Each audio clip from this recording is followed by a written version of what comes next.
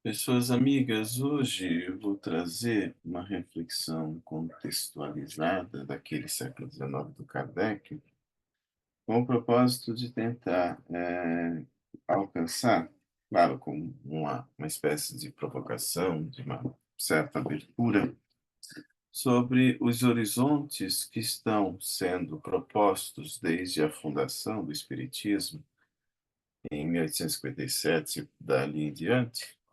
E de que maneira esse sentido ele tende a ser um sentido elastecível, né? Consoante demandas que vão se forjando, que vão se configurando, que vão se construindo ao longo de um processo histórico ou sócio-histórico, no qual, né, vemos sentidos em abertura, sentidos que estão sendo dilatados a pouco e pouco, segundo as próprias perquirições, provocações, os próprios sentidos à demanda do nosso próprio tempo histórico. É muito importante que a gente entenda que quando falamos de espiritismo, estamos tendo por horizonte aquilo que fora proposto de uma maneira fundacional no século XIX, mas somos aqui hoje tributários de um horizonte que perpassa o século XX e que chega a nós outros no século XXI, como perspectivas que estão o tempo inteiro em movência. É muito importante que a gente perceba que o Kardec, a sua época, né, ao seu, né, segundo os seus pressupostos, segundo né, os valores que estão sendo implicados naquele contexto, o Kardec enxergava o Espiritismo de um modo bastante crítico, de um modo bastante convidativo, não de um modo que a gente pensa ser engessado, dogmático, circunscrito, não. Então, como Kardec nada tinha de dogmático, o que que ele vai propor? Ele vai propor um movimento o tempo inteiro, ou o mais possível, aberto, né, à reflexão, e, claro, tendo por horizonte as discussões das temáticas que estavam circulares e presentes à sua própria época, né. Então ele fala o quê? Ele vai propor que, obviamente, como a sua época está em movimento, o processo do pensamento ele não se enrijece, ele não se engessa. Logo, o que está em movimento deve permanecer em movimento. Por isso que o Kardec havia dito que o espiritismo não pode ser, ou se atrever, a se patentear como uma última palavra sobre o que quer que seja. Não é a última palavra, é sempre uma palavra penúltima, provisória, em elastecimento. Logo, ele não está como que, digamos assim, assentado numa elucubração que tende a esgotar todo e qualquer horizonte, toda e qualquer perspectiva. Ele não está ocupado de uma teleologia teológica, ou seja, ocupado de uma verdade final, acabada e assentada. Mas ele está como que, de modo até filosoficamente provocativo, ocupado, né, de novas formas de se elastecer o horizonte de compreensão do mundo para além do horizonte até ali, né, estabelecido em perspectivas racionais e materialistas. Então, o Kardec parece que dialoga com o seu tempo, é óbvio que sim, mas ele está como que sabendo que contribuições outras para além dele próprio viriam necessariamente. Logo, ele não pode ser tomado como uma palavra final sobre o que quer que seja, não obstante reconhecermos que as suas contribuições foram inestimáveis, digamos assim, de uma envergadura filosófica ímpar e que até hoje continua produzindo ressonâncias, reverberações críticas que nos servem de base, de farol, de perspectivas que consideramos ainda como que válidas e pertinentes. Não obstante, claro, como não sendo a última palavra, ele sabe que a provisoriedade do discurso filosófico-científico se permite a porosidade de outras várias e significativas e bem-vindas contribuições. Então, obviamente, ele está como que ocupado daqueles que no futuro também tenderiam a oferecer o seu contributo de elastecimento, de maturação, de desenvolvimento, das perspectivas que o Espiritismo havia setado naquele período, mas que não havia, de modo nenhum, esgotado. Isso, obviamente, faz com que nós entendamos o Espiritismo para além da persona de Kardec, ou criamos essa expectativa, um espiritismo para além da persona de Kardec. Primeiro, porque a persona em si, enquanto ser, né, limitante, limitado, e tende a saber o lugar pela humildade mesmo de que nos revestimos, ou pelo menos de que deveríamos nos revestir. Nosso discurso todo está validado consoante o horizonte de um contexto em que nos inserimos. E assim sendo, o que dizemos aqui, daqui a pouco será dito de outra maneira, melhor, mais desenvolta, mais aprofundada, inclusive propondo vias de superação daquilo que estava até então, né, assentado. Então, é óbvio que se formos, né, já que está gravando, né, está tudo sendo gravado aqui agora, a gente sabe, se a gente for acompanhar essa nossa conversa de hoje, daqui a 100 anos, o que vai acontecer? A gente vai perceber que muito do que havia sido proposto são insinuações de abertura, mas que ficou longe de ter esgotado o que quer que seja. Está claro, não? Então, isso é muito importante. A gente precisa entender que é um trabalho que está para bem além de uma persona, de um indivíduo. Você se lembra que o Kardec havia perguntado, ó, e se eu não quiser abraçar a tarefa, se eu não me interessar por abraçar a tarefa, se eu não me enxergar hábil para dar conta da tarefa? E os espíritos, de modo bastante tranquilo, sem personalismo, os espíritos responderam: nenhum problema, outro te substituirá. Ou seja, você não é uma peça fundamental, certo ou não? Você é um horizonte que consideramos pertinente, válido, que tende a oferecer contribuições significativas, mas desde que por adesão consciente, racional e equilibrada. Assim sendo, é muito importante que a gente entenda que o processo de elaboração das contribuições espíritas, sendo elas moventes, elas nos chegam ao tempo nosso, ao tempo presente, como possibilidades eh, de potencialidades por onde a gente possa também estabelecer novos prismas significativos.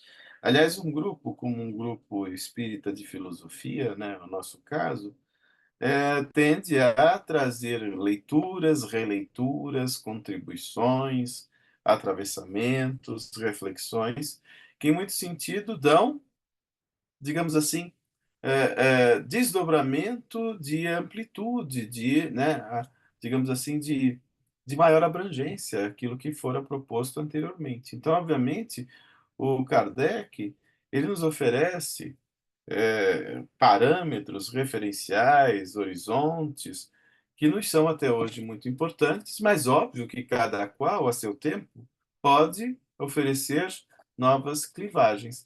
Assim sendo, é muito importante que a gente entenda que a semelhança como os espíritos fizeram com Kardec, em que uma coletividade de entidades espirituais se lhe aproximaram e ofereceram cada qual, numa polifonia bastante importante, contribuições nos seus horizontes de predileção, nos seus horizontes de afinidade, de simpatia, nós outros também, pela via dos encarnados, podemos também, cada qual, né, oferecermos o nosso contributo. Então, é importante que a gente entenda que o espiritismo é um trabalho coletivizado o tempo todo, o mais das vezes, e tudo isso é sempre muito bem-vindo.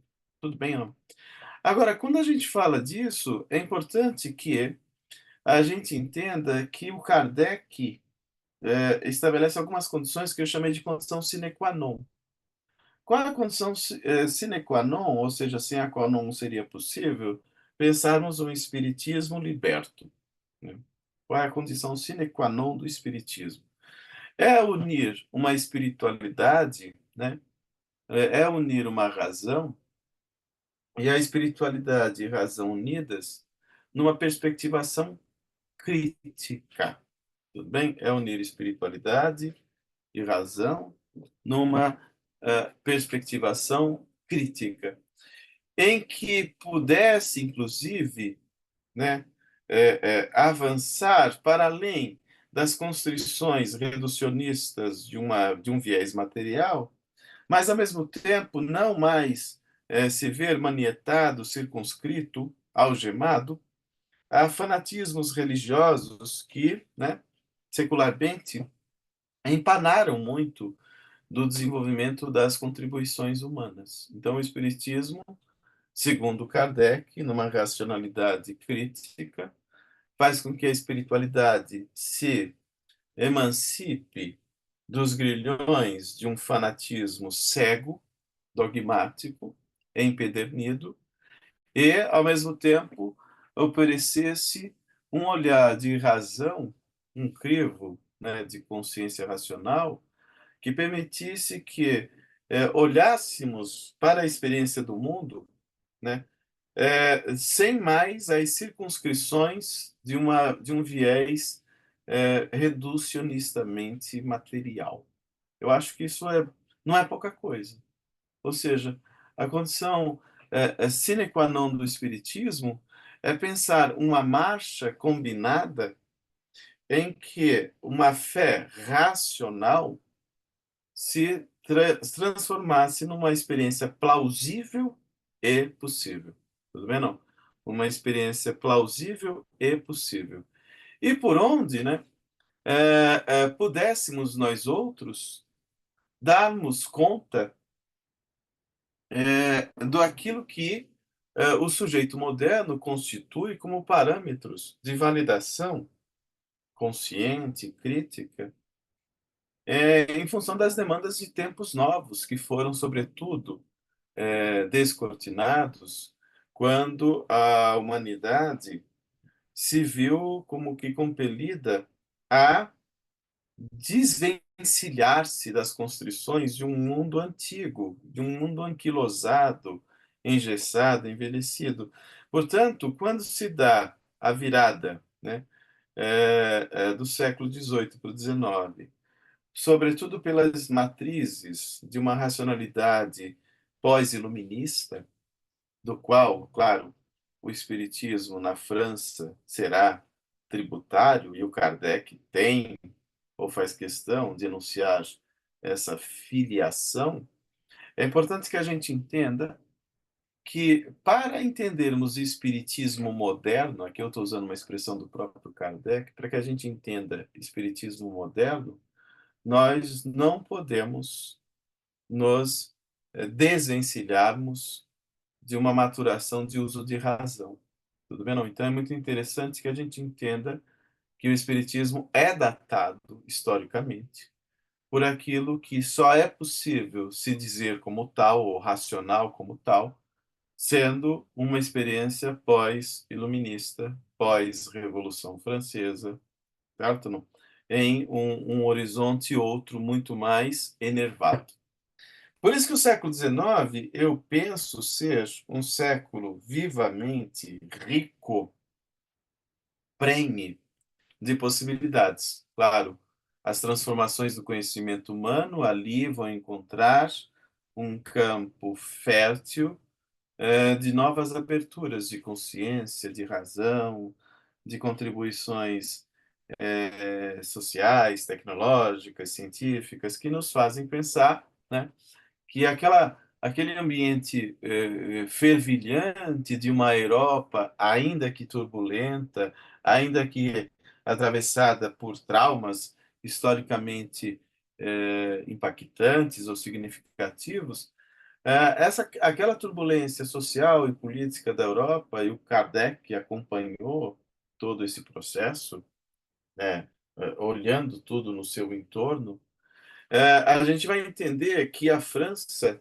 não era um lugar qualquer, né? A França não era um ambiente qualquer, era um palco cultural, social, político, enervado dessas possibilidades. Então, eu acho que não é à toa que esse ambiente foi um ambiente muito propício, convidativo, interessante, né, para que a noção mesma do espiritismo encontrasse campo fértil, né, campo ajustado a essas novas possibilidades. Então, eu acho que né, é legal a gente tentar dar conta disso, né? O que que a gente está dizendo aqui, fundamentalmente?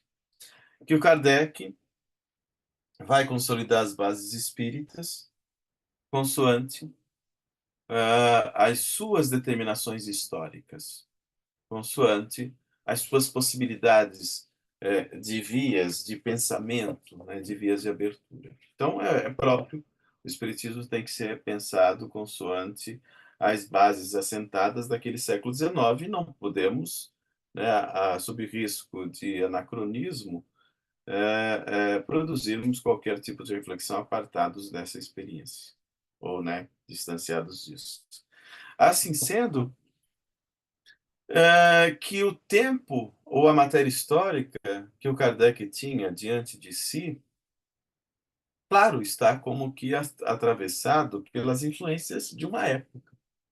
E é óbvio que o Kardec, os espíritos com os quais ele interagiu, têm por horizonte essas mesmas demandas. Essas mesmas demandas. Então, obviamente, que a gente vai ter que entender que o discurso espírita, estando né, circunscrito, integrado às questões de um século XIX europeu, faz-se como que enviesado por aquelas pautas, por aquelas exigências, por aquelas reflexões. Isso quer dizer que o Espiritismo tem que ser pensado e esgotado segundo os ditames estabelecidos restritivamente no século XIX? Não. O Espiritismo chegou ao XX, estamos aqui no século XXI, e novos outros sentidos estão sendo como que propostos, insinuados, atravessados, né?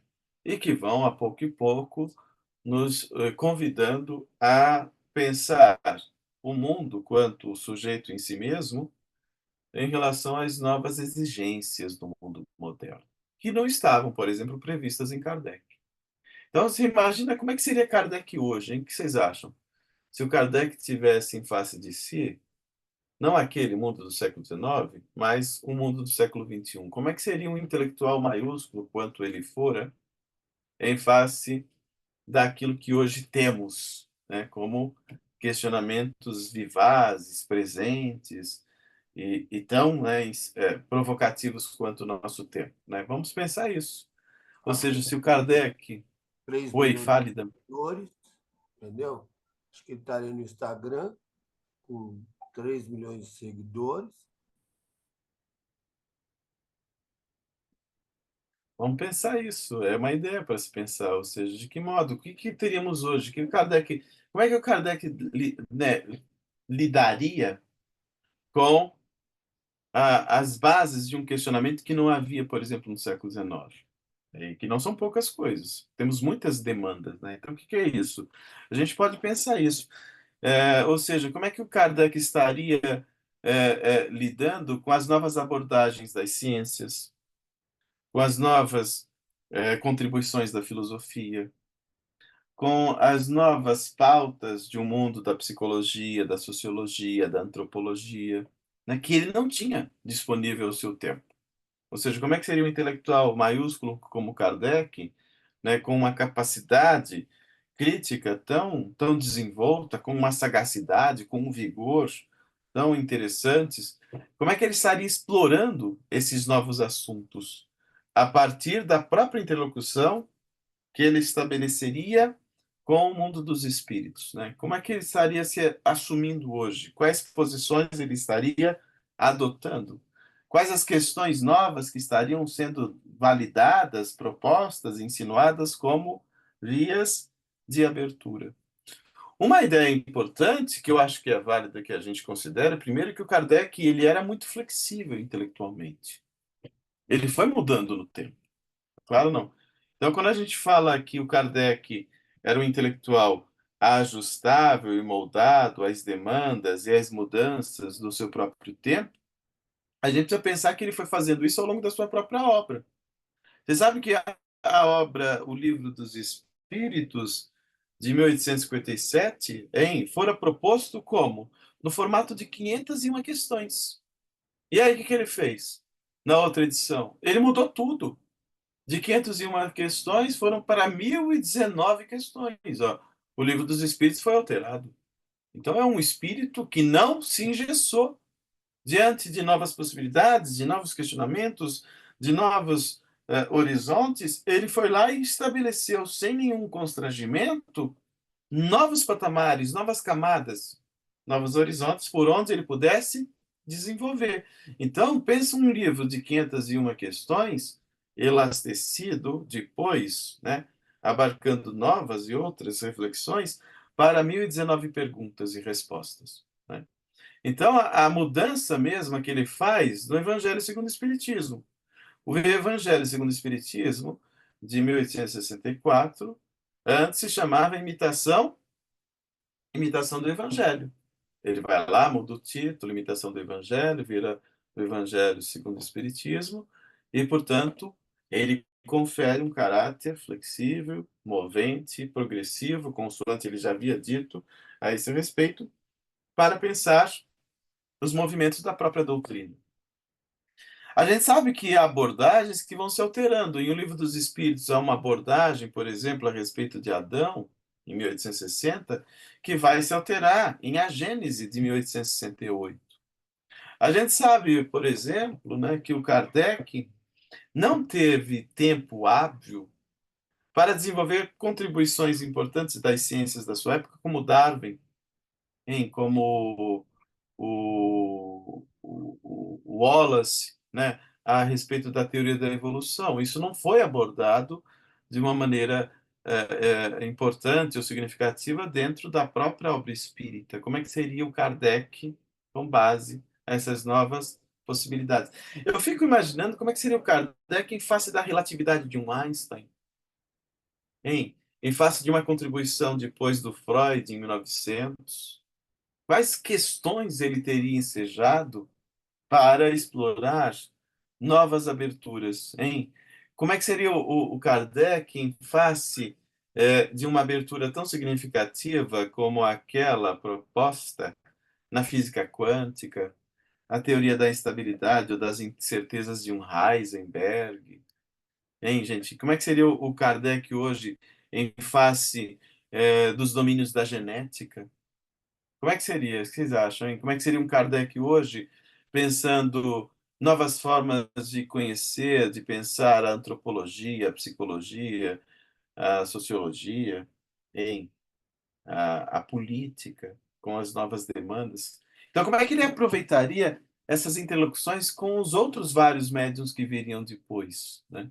Como é que seria o Kardec em face de um fenômeno mediúnico tão impactante quanto o fenômeno de um Chico Xavier, que produziu tanto, né, e vertiginosamente? Como é que teria sido a postura de um Kardec em face de uma potencialidade mediúnica tão impressionante quanto esta, né? Eu acho que a potencialidade mediúnica do Chico chamaria atenção, obviamente.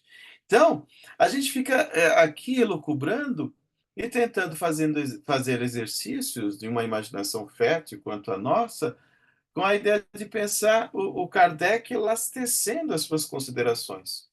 E óbvio que ele não ficaria engessado só naquilo que fora proposto. Então a gente tem que imaginar exatamente isso. para se pensar espiritismo, temos de ajustar o enfoque espírita às demandas várias e novas que vão, a pouco e pouco, surgindo, né? Como é que seria hoje o Kardec em face das questões econômicas, geopolíticas do nosso próprio tempo? Como é que seria o Kardec em face das disputas ideológicas da atualidade, dos conflitos internacionais? Hein? O que vocês acham? Como é que seria o Kardec hoje em face das transformações socioculturais que estão sendo dadas o tempo inteiro como novas possibilidades reflexivas? Então, a gente teria de pensar que, sendo o Espiritismo, consoante o Kardec havia proposto, uma doutrina progressiva e progressista, ela não pode estar assentada em nenhuma base dogmática. A base filosófica, a base de um estabelecimento teórico movido por um caráter essencialmente progressivo, como diz o Kardec, ó, caráter essencialmente progressivo, faz com que a gente entenda que o espírito progressivo, mesmo do espiritismo, inscreve o quê?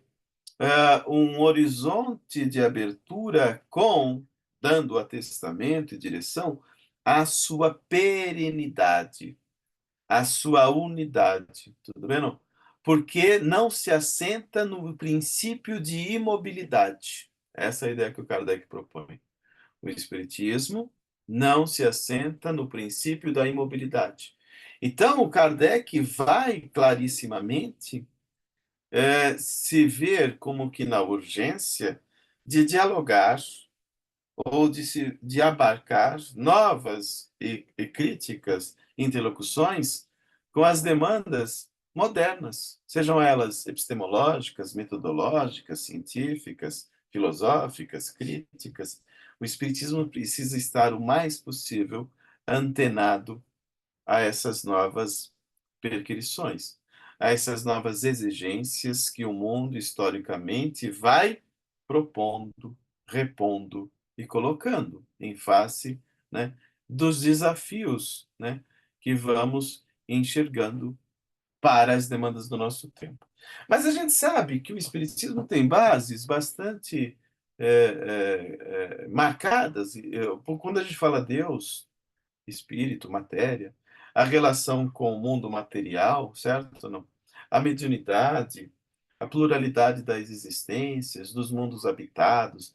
Estas são noções estabelecidas lá no 19 que permanecem até hoje intocadas. Continuamos ainda nesse mesmo horizonte de aprofundamento dessas mesmas reflexões. Ainda permanecemos falando de Deus, falando sobre anterioridade da alma ao corpo, sobrevivência da alma ao corpo, as várias possibilidades de o espírito estabelecer o seu movimento ascensional, a sua ascese intelecto-moral, através das várias existências por onde burilamos os nossos horizontes intelecto-morais. Então, tudo isso, conforme o Kardec propôs, continua sendo a nossa pedra de toque, o nosso horizonte por onde melhor nos movimentamos. Tudo bem, não? Então, tudo isso vale a pena realmente ser decisivamente considerado para que a gente possa, o mais possível, dar conta de uma ideia do que seja espiritismo. Até aqui tudo bem, gente? Vocês estão percebendo as provocações aqui de possibilidades que hoje um Kardec teria e que, no caso, está dado a nós outros darmos uma continuidade de enervação dessas várias reflexões que estão lá no século XIX, insinuadas, mas não fechadas, elastecidas, não enrijecidas, propostas e não impostas, porque a ideia do Kardec é, sobretudo, a postura de um livre pensador. Um livre pensador que não quer se circunscrever, não quer se engessar, não quer se ver algemado a uma modalização de pensamento que, né, obviamente, acabaria por transformar o espiritismo num enredamento em que o ser não pudesse melhor se movimentar. A gente precisa pensar que o espiritismo é mais que isso. E o Kardec está, sobretudo, mobilizado por isso.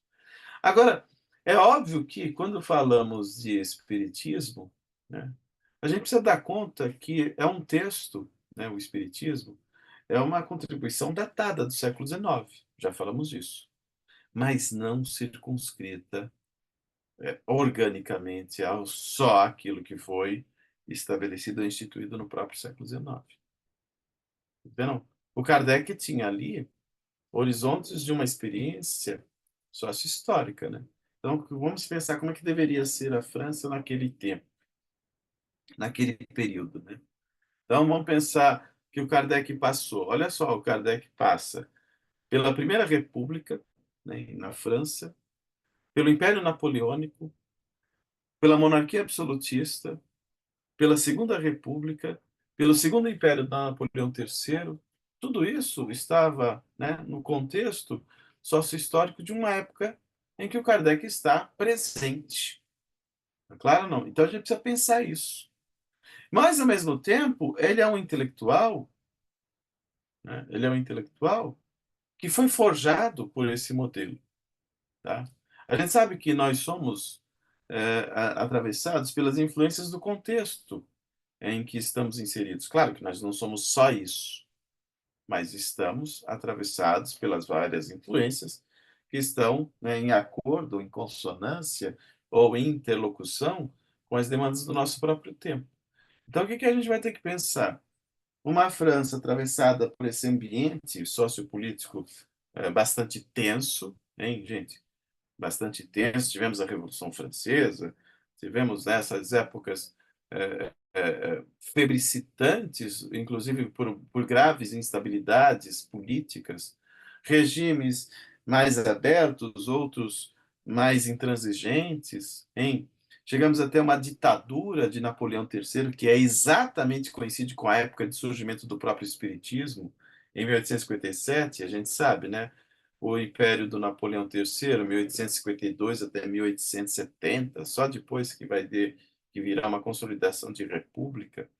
Então, esse contexto faz com que a gente entenda, né, o que está na base mesmo de uma modalidade racional que não é pouca coisa. Então, se a gente pensa uma França ainda naquele século XIX, vivamente influenciada pelo iluminismo, pela enciclopédia francesa, vocês se lembram? Né? O mundo intelectual atravessado pelos enciclopedistas, Diderot, D'Alembert, Rousseau, Montesquieu, tantos outros, tá claro não? Voltaire, né?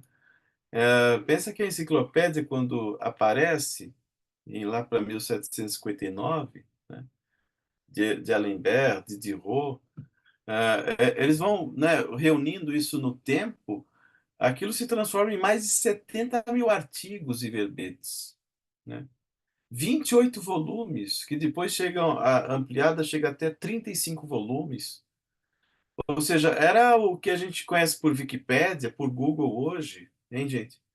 Então, história, matemática, ciência, filosofia, arte, religião, né? Contribuições de áreas tão diversas, tão distintas, estão como que emoldurando o pensamento de uma época. E o Kardec está transitando por esse modelo. O Kardec está sendo forjado, influenciado, atravessado por esse modelo. É claro, não. Numa sociedade pós-revolução industrial, máquina a vapor, hein? Invenção do telégrafo, e, ao mesmo tempo, uma ideia europeia bastante discutível, do qual Kardec não se ausentou. Aquela perspectivação eurocêntrica em que os europeus se autorrotulavam civilizados e os demais eles classificavam como bárbaros, primitivos, etc. O Kardec não escapou desse tipo de discurso. Ele também desenvolveu. Hoje, esse discurso é datado e absolutamente superado. Nós não entramos mais nele. Mas Kardec fazia parte deste universo mental. fazia parte dessa mentalidade de época. Então, um eurocentrismo que havia se auto-intitulado mundo civilizado, né? E, portanto, quem fosse de África, quem fosse das Américas, quem fosse do mundo longínquo do Oriente, era tomado como bárbaros, ou seja, ininteligíveis, primitivos, rudimentares, distanciados, portanto, da ideia de civilização e de progresso que a Europa tentava estereotipar o restante. Tudo bem, não? Então, o Kardec não passou incólume desse tipo de influência. Então, é muito importante que a gente entenda, certo ou não? É fundamentalmente isso. E são noções que hoje nós já enxergamos por outra perspectiva, por outra ideia. E, portanto, o que acontece? O Kardec havia dito, né? Sendo o Espiritismo a penúltima palavra, novas contribuições vindo a posteriori teriam que ser abarcadas progressivamente pela ideia espírita, para que o Espiritismo não se engessasse em um discurso que seria, né, fragilmente desestruturado ou abalado mesmo.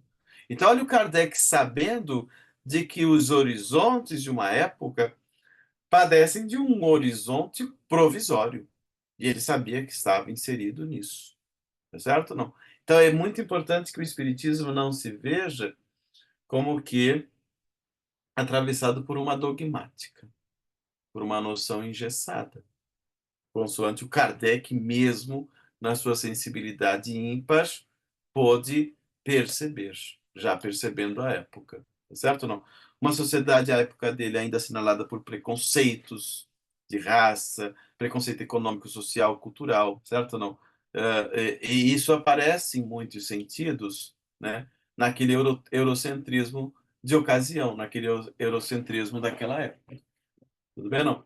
Então, essas mesmas ideias que você lê, por exemplo, na Gênese ou na Revista Espírita, são perspectivações cientificistas de uma época, mas que hoje merece contributos de superação.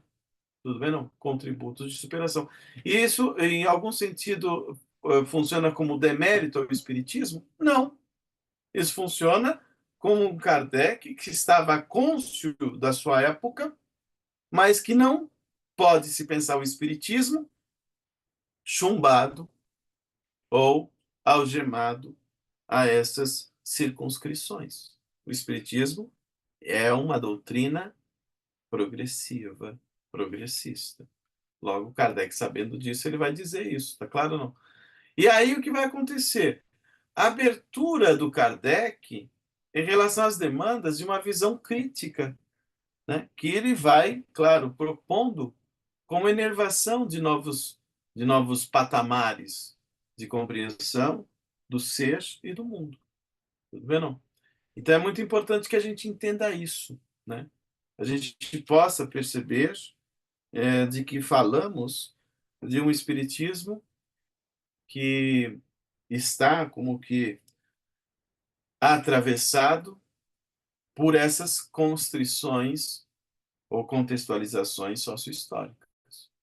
Então, a gente vai pensar um Kardec que nos interessa, é o Kardec de uma intelectualidade pujante, ativa, digamos assim, inquieta, que é própria da postura de um filósofo. Essa inquietude que está o tempo inteiro ocupado de dar uma leitura pertinente e desejável, consoante as demandas do seu próprio tempo, mas que sabe que aquilo que está sendo proposto pode ser enervado para novos patamares, para novos horizontes. Então, quando você pensa lá um Kardec, né, que é o intelectual que começa a despontar, né, que vai ensinar química, física, anatomia comparada, astronomia. Você sabe que o Kardec teve uma época que ele era professor, né, particular, que ficava ensinando, né, inclusive em cursos gratuitos, né, lá na rua de Sèvres, em Paris, essas coisas. Então, vamos ter que pensar isso. Quem é o intelectual Kardec? O intelectual Allan Kardec é o intelectual que foi, claro, influenciado por matizes de um Pestalozzi plural, de um Pestalozzi crítico, tudo bem, não? Que estava como que tributário de influências vindas do Rousseau, hein? Que estava como que atravessado por um contexto que não mais se circunscrevia aos ditames intolerantes, intoleráveis, de uma mentalidade resistentemente ainda medieval, que ali chegava através, né, de uma intransigência bastante perturbadora, em uma Europa que estava como que consolidada numa revolução científica, oriunda de um renascimento, de um iluminismo, com abertura para a modernidade, né? E, ao mesmo tempo, alguém, né, que, numa pauta pós-iluminista, influenciada por esse movimento intelectual e filosófico que foi preponderante naquele século XVIII, aquilo chega ao século XIX dando uma dimensão bastante nítida, de uma postura bastante coerente, a de um Kardec, por exemplo, que vai defender a instituição, a sociopolítica de um Estado laico. O Kardec sabia disso. Temos de separar a igreja de Estado, como havia sido bem proposto naquele iluminismo do século anterior. Alguém que está envolvido, inclusive, numa consciência sociopolítica, claro, como resultado da própria experiência basilar da Revolução Francesa de 1789, né, quando a gente vê um Kardec também entendendo isso, escrevendo inclusive um texto sobre a Revolução Francesa na sua obra importante e significativa. Tudo bem, não? Agora, muitos falam também de um Kardec, de um intelectual, Allan Kardec, né, que vai, né, já em Paris, lá pelos seus 18 anos de idade, em 1822, já em Paris, um Kardec atento, né, um Hippolyte, vamos falar, né, nesse momento Hippolyte, atento que a, a, ao que de mais substancial se movia ou se mobilizava aquela intelectualidade. Então, não posso esquecer que o intelectual Hippolyte Léon Denis Arrivai, pedagogo, escritor, linguista, estudioso das ciências, estudioso da filosofia, né, que veio de uma origem familiar católica, que vai sendo atravessado através de um idealismo protestante libertário, como a do Pestalozzi, em que vai, em função das influências do sábio pedagogo Pestalozzi, construir, a partir dessa interlocução tão favorável, uma visão de vida, uma visão de mundo, né, em que a potencialidade da razão se colocava insinuada por vias também inquietantes e revolucionárias. A gente não pode esquecer um Kardec influenciado por Rousseau, Mesmer, Fénelon, Pestalozzi, claro, né? Alguns também propõem que o Kardec era um estudioso, além do Fénelon, em Tomás de Aquino, Descartes, Kant. Muitos propõem isso. Kardec conhecia esses autores é, com muita proximidade, com muita profundidade. A gente não pode esquecer que o Kardec lia em alemão. Ele foi o tradutor de Fénelon. As Aventuras de Telêmaco, o texto do Fénelon, foi traduzido pelo Kardec. Então, é possível que ele tenha conhecido a filosofia do Kant. É possível que ele tenha tido contato com a filosofia hegeliana. Tá claro, não? Então, além de próprio Descartes, que era né, um concidadão naquele modelo francês. Então, o Denisard Rivaio, ele tem ali, hein, gente, todo um emaranhado de influências que lhe chegam e que eu acho dão razão ao porquê de ele ter sido né, vislumbrado pelos espíritos com o propósito de oferecer essa contribuição tão plural, tão diversa e tão rica. Tudo bem, não? Pode falar, Miriam, perdão. Eu aqui me entusiasmei. Eu, bom, dá para entender que o Kardec deve ter tido contato ou pela obra ou de alguma forma com todos esses pensadores, né? De antes e durante a sua época. Mas quando eu vejo ou leio a doutrina, eu percebo que Kardec ele pontua as coisas, obviamente que também acontece no seu próprio tempo, mas são coisas que, na visão dele, pelo contato, pela formação toda que você já explicou, intelectual, que ele tem, ele não só coloca os problemas da sua própria época, como esses problemas da sua própria época, ele também vê que serão problemas do futuro, que são os mesmos problemas. Então, essa fica uma espécie de uma permanência do espiritismo que vai de época em época, ele continua funcionando para que a gente faça as reflexões. Tá certo que a ciência muda porque tem novos dados, nova tecnologia e tudo, mas a ideia de Kardec, quando eu penso que quando ele trabalha com os espíritos em parceria, é para que esses problemas que vão continuando e vão continuar ainda por muito tempo, né? Que toda aquela parte social que a gente está vivendo hoje e a ciência que ele coloca, que quando surgirem coisas novas, nós temos que ficar com a ciência e a gente fica com a ciência, e a ciência muda, como todas as reflexões também mudam. Então, é uma coisa que caminha a ideia de Kardec com todas as influências, porque ele também teve seus problemas da sua época. Então, um Kardec hoje teria os problemas que nós estamos tendo hoje e que se a gente coloca em contexto, era difícil para ele também naquela época. Ele estava no meio do iluminismo, ou um pouco mais para frente, né? Então, ele também tinha um monte de ideias, de pensamentos ali acontecendo, né? Hoje está mais confuso do que era, né? Porque é bastante coisa acontecendo ao mesmo tempo e coisas que a gente não poderia nem imaginar que vai acontecer e acontecem, né? Mas o que ele trouxe naquela época dele permanece como ensinamento até hoje, porque o social continua praticamente, talvez tenha piorado um pouco, mas no fundo, no frigir dos ovos, é a mesma coisa, Sim. né? Então, quando a gente Kardec para o século XXI, aí é a mesma ideia. O que ele falava antes lá, que a gente tinha que melhorar, é a mesma coisa que nós temos que melhorar hoje. E vai ser a mesma coisa que nós vamos ter que melhorar por muito tempo ainda. Eu Né? acho que aí o que está posto, e eu concordo com você, Miriam, é a postura de um filósofo quanto um intelectual como Allan Kardec, no sentido de vislumbrar os pontos de universalidade de uma mensagem.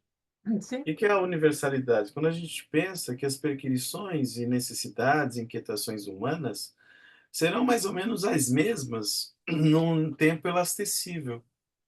tem Então, sido, claro, né? Tem sido.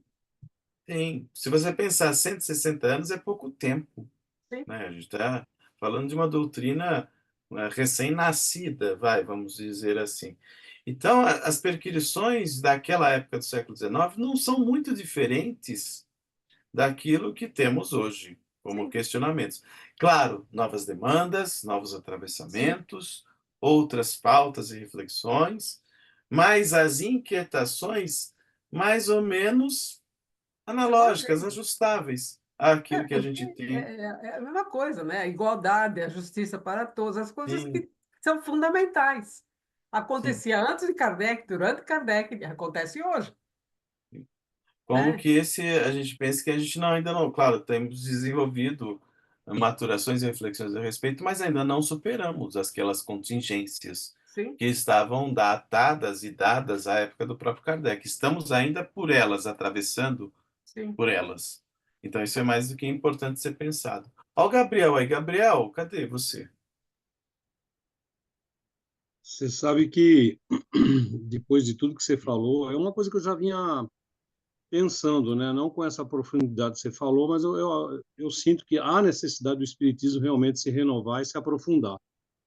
Há muita necessidade disso, porque tem muita gente ganhando tempo e dinheiro falando besteira de certas modernidades mistificadas dentro do espiritismo hoje, ainda mais com a internet, né? Sim, Mas assim, como é bom a gente não lembrar do passado, né? Tem uma função isso, né? Você imagina o Kardec hoje, retornando hoje, com aquela mesma postura de estudioso, né? Intelectual, atento, racional, sem anacronismos históricos, ele vendo o mundo do jeito que está hoje, Carlos, e vendo sim. como está o movimento espírita, ele estaria muito decepcionado, viu? Eu também acho. Eu não penso diferente de você, não. Eu acho que seria muito disso mesmo. Ou Ai, ai. seja, seria o intelectual que teria de dar questão e conta de desafios novos, naturalmente. Isso seria a base, né? Mas, ao mesmo tempo, a gente vai ter que pensar por onde o Espiritismo se encaminhou. A Teresa faz questão de lembrar sempre uma frase, né? Eu gosto muito dessa lembrança dela. O Espiritismo será aquilo que nós fizermos do Espiritismo, ou seja, o que fizemos, o que temos feito dessa contribuição tão qualificada como foi aquela do Kardec. Será que nós temos dado um cuidado e um apreço à altura daquilo que ele havia proposto? Ou será que a qualidade caiu? Essa é uma preocupação que eu acho justa. Eu acho que o espiritismo será sempre o espiritismo. O movimento espírita será aquilo que nós vamos fazer dele. Agora, o espiritismo vai ser sempre o espiritismo. Mas eu penso Porque tem os que se seus você princípios, entendeu? nos seus horizontes primaciais, você tem razão, ele permanece intocado nos seus horizontes primaciais. Mas o modo de enfoque, de apreciação, de consideração dessas contribuições sofreram alterações. E eu acho que até Por mesmo causa do movimento, né? baques, Por causa do no caso do movimento, das movimento. pessoas que participam desse movimento espírita. Então, aquela interlocução tão qualificada, filosófico-cientificamente, quanto aquela proposta por Kardec, quanto igualmente do seu entorno mais próximo, né? Vamos pensar 10, 20 anos depois ainda, né? Uma inervação científica, uma contribuição filosófica. Lembramos de um Leon Denis, que dava também, né? Um caráter de grande e notável agudeza à ideia espírita. Tudo isso eu acho muito apreciável. Mas de que modo isso também foi, a pouco e pouco, empalidecendo, foi perdendo tinta, força, coloração, diversidade, perspicácia, sobretudo em função de novos encaminhamentos em que o Espiritismo no Brasil, por exemplo, que é o nosso caso, foi tomando um viés um tanto quanto anticientífico, ou, né, avesso a essa vocação científico-filosófica e, sabe, se chafurdando em perspectivações místicas, que acabaram como que, né, descaracterizando muita coisa. Então, eu penso que seja isso. O Kardec, em muito sentido, já passo para você, Teresa. O Kardec ele foi sendo posto de escanteio nesse processo. Então, o que a gente tende a fazer aqui, né, ô Miriam? A gente tende a pensar espiritismo numa perspectivação filosófico-científica, com consequências morais, tal qual fora proposto por Kardec. Sim, Mas aqui, vamos combinar, vamos ser honestos, a gente aqui é tudo amigo. Somos vozes isoladas no deserto, concordo, sobretudo quando a gente pensa contexto espírita brasileiro. Somos concordo. aqui, sabe, o João Batista gritando sozinho no deserto, somos nós aqui. Essa perspectivação filosófica, científica, né? Ela foi perdendo espaço, ela foi perdendo horizonte. E o cariz religioso, místico, né? Acabou ocupando todo esse espaço. Então, nós vamos encontrar, claro, a FEB capitaneando esse processo numa lógica mística rostanhista que se transformou numa hegemonia espírita, ou seja, a voz dominante até hoje. Essa hegemonia mística rostanhista que vem quando os místicos lá do século XIX na FEB acabaram por suplantar o espírito científico do espiritismo. Os científicos foram superados e os místicos preponderaram. A gente sabe disso. E a gente sabe também no que isso acabou se convertendo, no que isso acabou se transformando. Tudo bem, não? Tereza, perdão, pode falar, por favor, me desculpe. Não, que isso, acho que eu vou até chover no molhado, mas é o seguinte, eu concordo, eu discordo um pouquinho da posição do Gabriel pelo seguinte, o Espiritismo, foi dito pela Miriam, foi dito por você, ele tem bases sólidas. Então, nós não precisamos atualizar o Espiritismo, nós precisamos colocar em prática o que veio. Agora, nós estamos distorcendo isso? Estamos distorcendo, todo mundo sabe, a FEB está aí distorcendo. Então, não tem que modernizar o espiritismo, tem que simplesmente colocar em prática o que Kardec nos trouxe, de uma forma atual. De uma forma atual. No tempo de Kardec, ele escrevia naquelas laudas, hoje nós podemos escrever no computador e ter uma coisa muito maior, mas o que está acontecendo é que está sendo distorcido e não atualizado. Né? Atualizar, acredito que não precise, não. O Eu acho espiritismo que está sendo vivido. Ele não está sendo experienciado ou vivido por nós espíritas. Entendeu? Ele está sendo utilizado por que interesses. forte isso aí. Por Então, eu interesses. gostei que você está dizendo, e é forte isso que você diz. É muito importante que a gente pense um pouco a respeito disso. Percebe ou não? Então, acho que hoje encontrarmos uma pauta espírita consoante as bases propostas por Kardec é algo isolado, é algo raro. Lembra? Pensemos nisso. O Kardec, como ele foi sendo posto à margem, né, em função de leituras outras, que são espíritas também, é aquilo que eu já disse. Né? Não vamos dizer que o espiritismo é uma exclusividade. Há outros modos fora de Kardec para pensar espiritismo.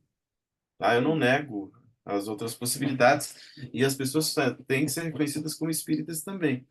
Mas a perspectivação filosoficamente kardeciana, essa foi sendo posta de lado.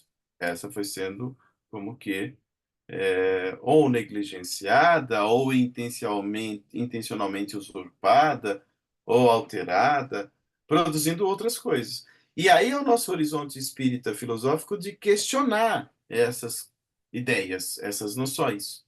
Todas elas, inclusive a do próprio Kardec, é claro. A nossa postura enquanto seres racionais, ou enquanto fé raciocinada, é colocar tudo sobre o enfoque de um questionamento perene, de um questionamento contínuo. Eu acho que isso é legal, acho que isso é importante. Então a gente vai precisar pensar isso. Só que é óbvio, quando a gente fala do Kardec, como é um intelectual cheio de mediações intelectualizadíssimas, isso nos ajuda a pensar, para nós que nos dedicamos à filosofia, que as interlocuções do Kardec são muito sofisticadas, inclusive para a sua própria época. Pensemos isso. Ó.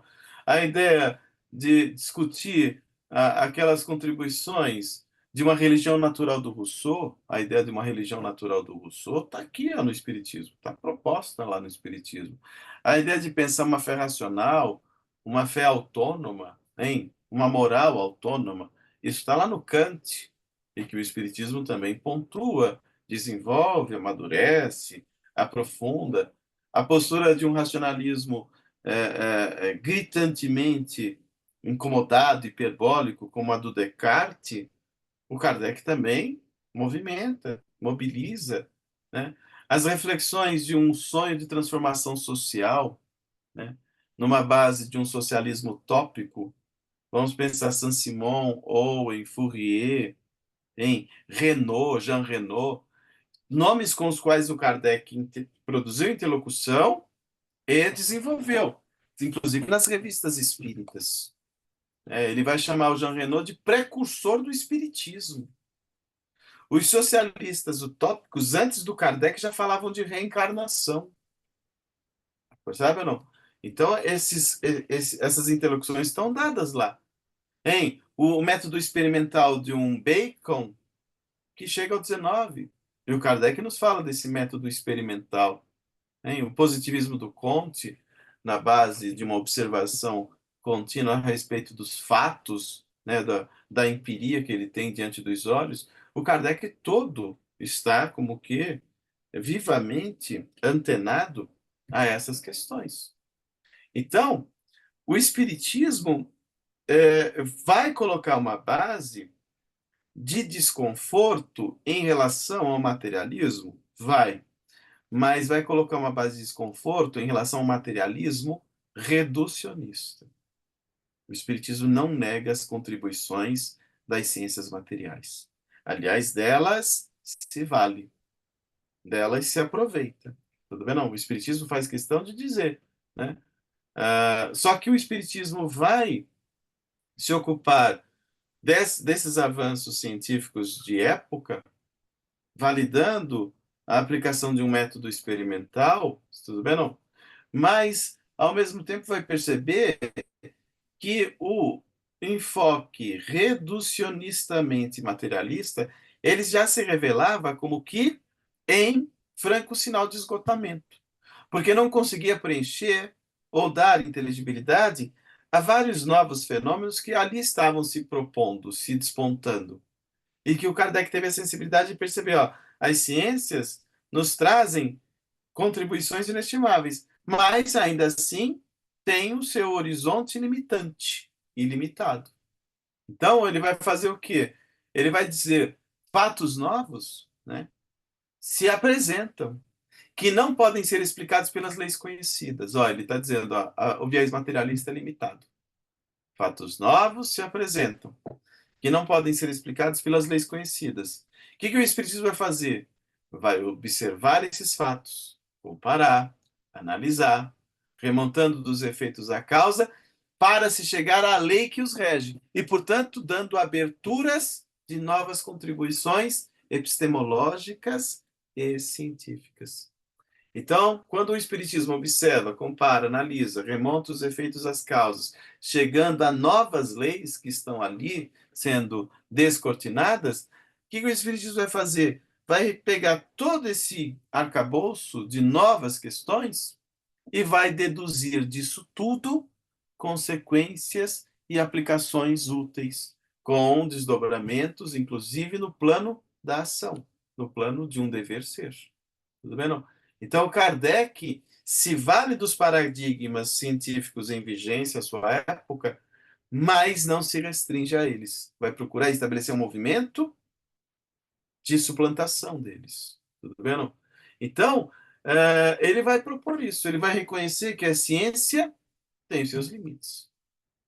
Ele vai buscar novos paradigmas, novas aberturas, né, para se dar consolidação a novas chaves explicativas. Tudo bem? Não? E, portanto, ele não vai se restringir ao experimentalismo em vigência, mas vai se valer dele. Tudo bem? Não? Então, ele vai dizer, ó, ele vai dizer isso, a ideia de se tentar superar a perspectivação reducionista e material. Tudo bem? Sem negar-lhes os conteúdos, sem negar-lhes os avanços. O Espiritismo não é anti-ciência. O Espiritismo não é avessa às contribuições que foram dadas por aquele materialismo da época. Isso é muito importante. O Espiritismo não nega a ciência. O Espiritismo não se restringe aos seus pontos de limite. Esse é um ponto. Porque o Espiritismo não é anticientífico, o Espiritismo não é antifilosófico, o Espiritismo não é negacionista. Vamos encontrar espíritas anticientíficos, espíritas antifilosóficos, espíritas negacionistas. Mas o Espiritismo não. Por isso que a gente está vendo hoje um embate, né, de um ranço atrasado no plano de algumas vozes do próprio, né, de vozes espíritas, mas que a gente acaba não, né, não se submetendo. Né? Por isso que a gente aqui procura fazer uma postura de questionamento, né, a respeito de alguns discursos de retrocesso, inclusive. Né? Você sabe disso. Teve obra mediúnica recente negando vacina. Anti-científica, negacionista mesmo. Com a ideia de uma obra mediúnica, de um médico, de um médium famoso. Então, o que a gente vai fazer? A gente vai ler isso, vai estabelecer o crivo de razão daquilo que o Kardec propôs, para dizer não, isso aqui é um desserviço. Aliás, essas posturas não só são de serviço, como colocaram muitas vidas sob risco. Ou seja, são ideias perigosas que matam, que, né, acabam encurtando propósitos de encarnação. Tudo bem? Encurtando mesmo vidas. Então, isso é muito importante. O Kardec vai, inclusive, se valer de contribuições decisivas de um materialismo metodológico, né? Então, ele vai dizer, ó, a ciência nos ajuda a compreender muita coisa. Tempestades, terremotos, fenômenos físicos, a química nos ajuda, a biologia nos produziu repertórios de avanços inestimáveis, tudo bem, não? Só que o Espiritismo vai propor o quê, fundamentalmente? Hein? O Espiritismo vai propor que o pressuposto científico, epistemológico, dado e validado pela sua época, nos serve, nos vale, mas precisamos tentar estabelecer movimentos que estão num horizonte além. Tudo bem, não? Então, o Espiritismo, diz-nos Allan Kardec, lá em O Livro dos Espíritos, o Espiritismo se baseia na análise dos fatos, tal qual a ciência materialista fazia. Então, o Espiritismo se baseia na análise dos fatos. Então, na ausência dos fatos, a dúvida se justifica no homem ponderado. Lá diz o Kardec, ó, na ausência dos fatos, a dúvida, ó, o ceticismo provisório do Kardec. Lembra do ceticismo do Descartes? Vem aqui, ó. Na dúvida se justifica o homem ponderado.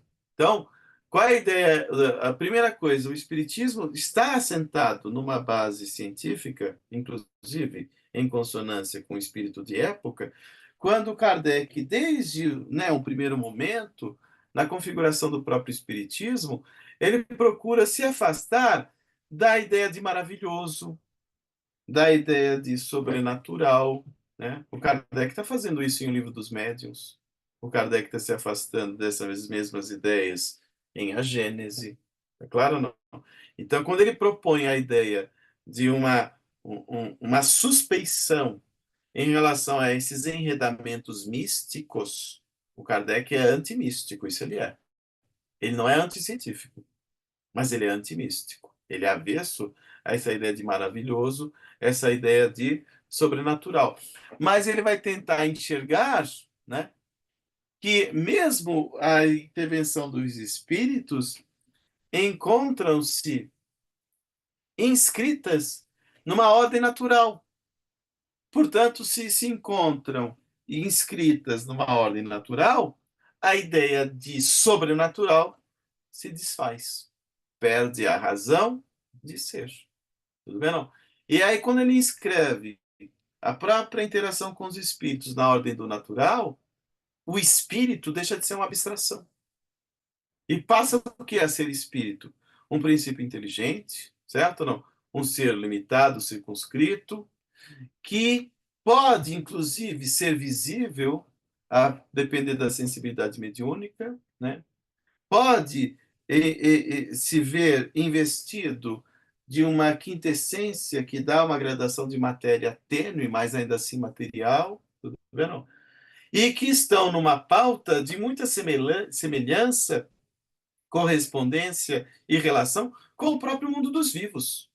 Então estabelece esse intercâmbio que desveste o encantamento e o maravilhoso em prol de uma facticidade, de uma empiria, toda ela muito coerente, consequente e vivamente marcada pelas suas questões de tempo, né? Então, as ciências convencionais, revelando um certo limite em face do novo que ali se descortinava, tudo bem, não?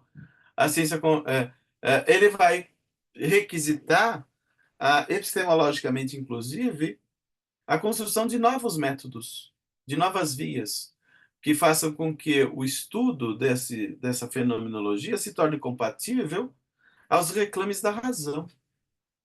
Olha um Kardec importante aí, tudo bem, não? Ou seja, ele vai dizer a ciência materialista apresenta princípios compatíveis com o espiritismo, só que o espiritismo não se circunscreve somente a esses horizontes. Vamos nos basear numa ideia materialista, o Kardec vai dizer, que é a observação do fenômeno, que é a experimentação do fenômeno. Então, quando o Kardec se vale na observação e experimentação do fenômeno, ele está se servindo de uma epistemologia materialista. Percebe ou não? Então, ele não está jogando fora. Ele se vale disso. Tá claro? Então, ele vai se valer disso, só que ele vai aprofundar essa experiência. Ele vai aprofundar. Então, por exemplo, quando na questão 799 de O Livro dos Espíritos, o Kardec questiona de que maneira pode o espiritismo contribuir para o progresso, os espíritos respondem assim, ó, destruindo o materialismo. Opa, peraí, como assim destruindo o materialismo? Que os espíritos querem dizer com isso?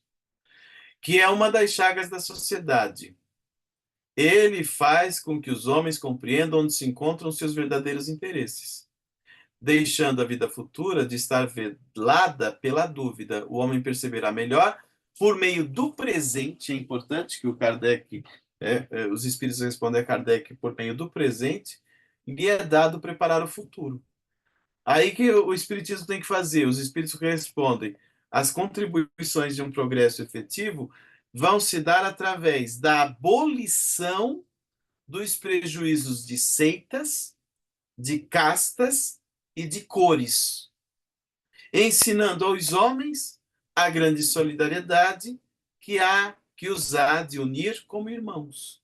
Então, ou seja, o espiritismo só vai validar verdadeiramente um avanço quando essas barreiras propostas pelo preconceito humano forem transpostas, forem vencidas. Então, abolindo os preconceitos de seitas, de castas e de cores. Tudo bem? Então, isso é interessante. O espiritismo, propõe o Kardec, marcha ao lado do materialismo, no campo da matéria. O espiritismo marcha ao lado do materialismo no campo da matéria. Admite tudo o que o materialismo admite, mas avança para além do ponto onde este último para. Ou seja, o espiritismo se valida das contribuições materialistas, mas não se detém nela. Tudo bem, não? Então, o espiritismo não nega a matéria, o espiritismo não nega a ciência materialista, mas não se detém onde esta para. Percebe ou não? Essa é uma noção importante para a gente pensar um espiritismo contínuo, um espiritismo perene, um espiritismo que não pode ser, digamos assim, manietado, digamos assim, engessado por nada que seja um horizonte meramente reducionista, meramente reducionista.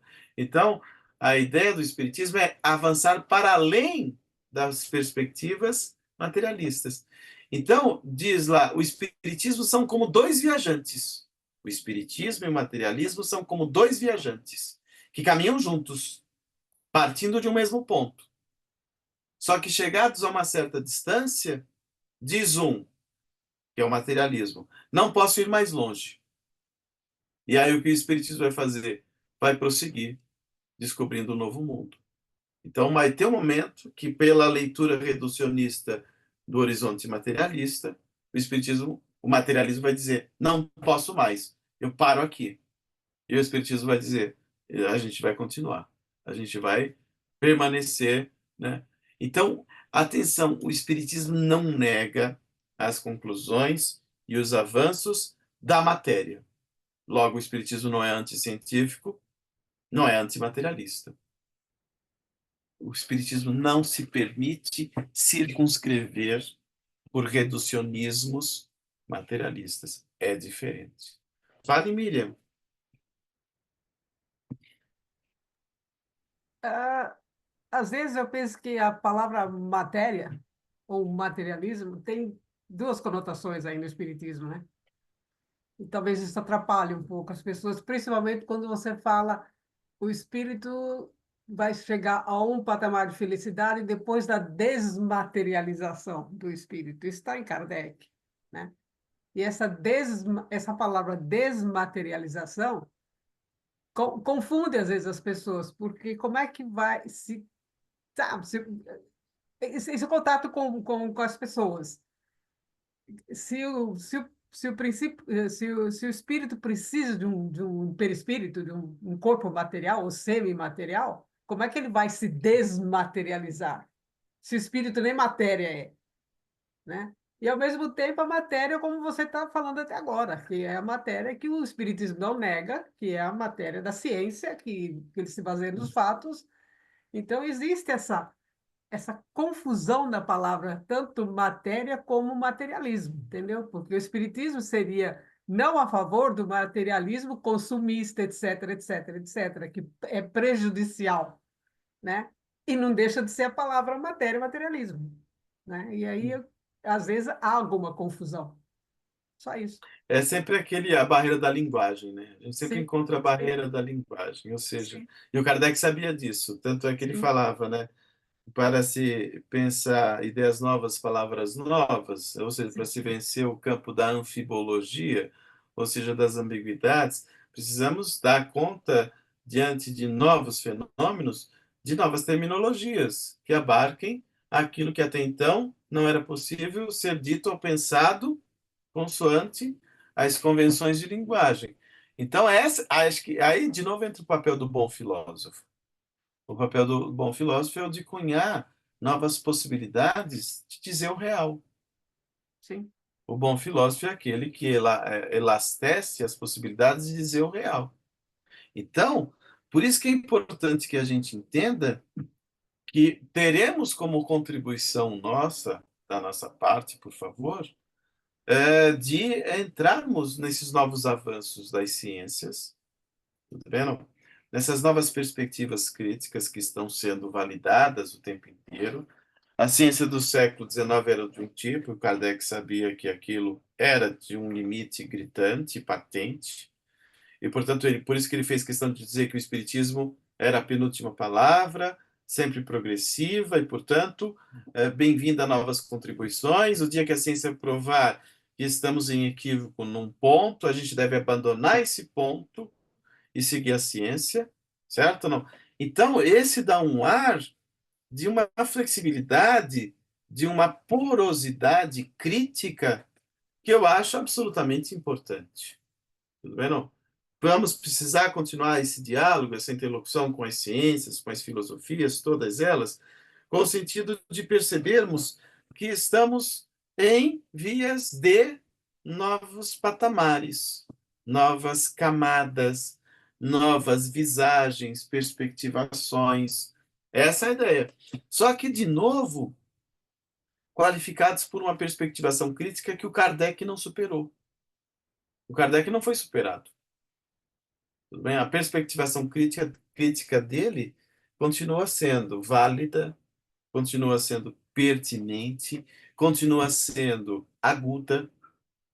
E por isso, Miriam, que eu acho, hein, gente? Por isso que eu acho que Kardec ainda é fundamentalmente necessário. Percebe ou não? Porque eu acho que ainda não foi feito nada melhor do que ele propôs. Isso vai Sem acontecer? dúvida. Vai. Eu tenho fé que isso vai acontecer. Mas isso vai depender das nossas participações, do nosso papel. Faz Tudo parte do bem? progresso, né? Isso. Então, o Kardec é o nosso horizonte fundacional. Mas precisamos dar prosseguimento à tarefa. E o prosseguimento à tarefa, eu acho que como uma via coletiva. Como uma via coletiva. Nós vamos encontrar tanta gente qualificada que está por aí produzindo reflexões espíritas pertinentes. Hoje temos discussões de gênero que precisam ser trazidas à pauta e já encontramos gente qualificada fazendo essa discussão. Hoje temos questões de base pelo prisma das ciências políticas e vamos encontrar gente muito qualificada já desenvolvendo isso. Por exemplo, eu me lembro do Luiz Ignatz. Luiz Ignatz, um professor da PUC de Goiás, da Universidade Federal de Goiás, um sociólogo, um professor de sociologia da PUC, produzindo reflexões sobre espiritismo numa pauta sociológica. Nós vamos encontrar perspectivas de ciência em Juiz de Fora, né, vários cientistas que estão se ocupando da mediunidade, no sentido de pensar EQM, comunicabilidade, em inervações filosóficas e científicas que dialogam com as demandas científicas do nosso próprio tempo, isso também é importante. E é isso que a gente precisa fazer, a gente precisa se inteirar sobre essas novas inervações por onde as reflexões espíritas propõem-se em contribuições efetivas mesmo. Então, precisamos ler, estudar, nos interessar, nos abrir para pensar esses novos olhares. E essa polifonia espírita vinda de variados lugares, e nós outros aqui do NEF podemos dar a nossa contribuição pela filosofia, né? Podemos dar essa contribuição, nós não podemos nos ausentar desse campo de debates, nesse campo fértil de apreciações filosóficas. Percebe ou não? Essa é a nossa contribuição, é o nosso horizonte por onde nos movimentamos já há algum tempo. Percebe ou não? Então, isso é importante, ou seja, o que o Kardec iniciou e que não foi esgotado, ele continua válido, pertinente, decisivo, a gente pode, né, oferecer a nossa perseverante, ainda que diminuta contribuição. É importante aquela ideia de perseveração mesmo, percebe ou não? Então, a gente precisa dar conta disso. A gente precisa ter essa sensibilidade, esse cuidado, esse respeito pela filosofia, né? Já que a filosofia é o lugar onde melhor nos movimentamos, esse respeito pela filosofia, para que esse novo leque de debates, de temas, de considerações, de demandas do nosso próprio mundo sejam alcançados pela universalidade filosófica que o Espiritismo propôs desde o Kardec.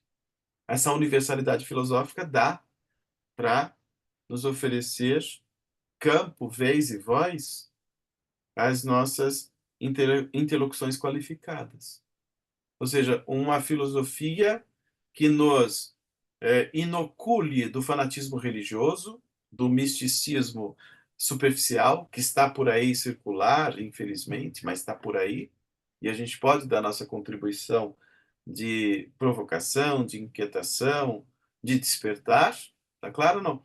E, ao mesmo tempo, um espiritismo que dialoga com perspectivações também materialistas, sem nos submetermos, sem, sabe, uma postura servil ou menor, porquanto também a nossa contribuição ela é qualificada, porquanto a nossa contribuição também pode ser significativa. Então a gente precisa pensar isso também. Tá claro? Eu acho que é isso. Basicamente, eu acho que seja isso. Pensar espiritismo. Qual é a condição sine qua non do espiritismo? Progredir, caminhar, se inquietar, não temer o novo, não se ausentar do bom debate, do crítico debate, do desenvolto debate. É esse a ideia. A condição sine qua non do espiritismo é nos estabelecermos como pensadores contínuos. Não nos ausentarmos ou abdicarmos do livre exercício de uma razão que nos emancipa, que nos convida a novos voos, a novos ares. Então, essa é a condição sine qua non do Espiritismo. Não abdicarmos das nossas potencialidades de sujeitos pensantes.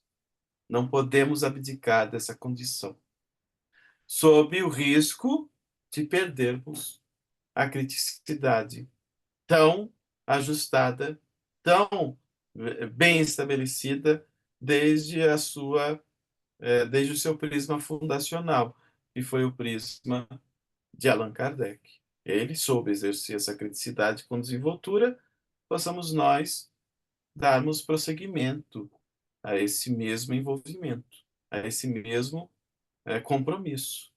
Tudo bem, não? Então, é que sejamos nós, né, num grupo tão qualificado, tão inquieto quanto o grupo do NEF, aqueles que nos dedicamos a pensar essas coisas todas.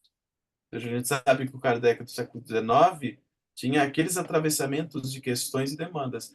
E o Espiritismo hoje do século XXI também se vê enredado em novas demandas, e o Espiritismo tem como oferecer contribuições singulares, inestimáveis, pertinentes e aprofundadas sobre as pautas do nosso próprio tempo.